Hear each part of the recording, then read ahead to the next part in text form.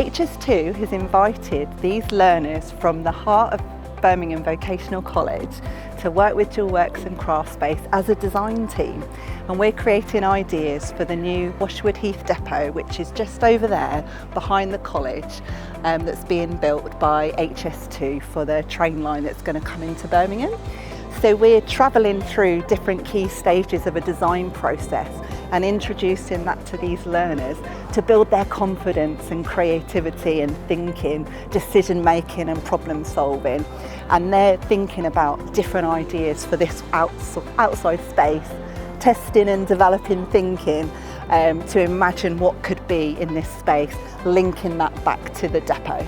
On this project I'm working with Craftspace, but I do lots of community work using craft to bring people together. We tendered for the project Washwood Heath Creates.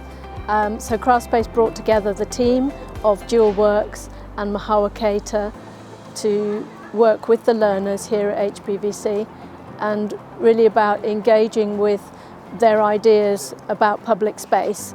Working with Zoe and Steve from Dualworks has been great. We've had an opportunity to visit the new HS2 depot, which is just across the way from the college. Our fellows really enjoyed dressing up, putting on the high-vis jackets and the hard hats, and they learnt a bit more about what HS2 are doing over there. We're here at the heart of Birmingham Vocational College in Washwood Heath, celebrating the end of our pilot creative residency called Washwood Heath Creates. HS2 wanted to make some new connections and networks into the community in Washwood Heath. We're building this incredible depot, which is just across the road from the heart of Birmingham Vocational College. So we wanted to try and make a connection with the college and bring some kind of creative ideas into their curriculum. So we approached them about hosting a creative residency, and we wanted to find out what the young learners who come to the college every day think about their public space around them. We're planning to do some development around the depot.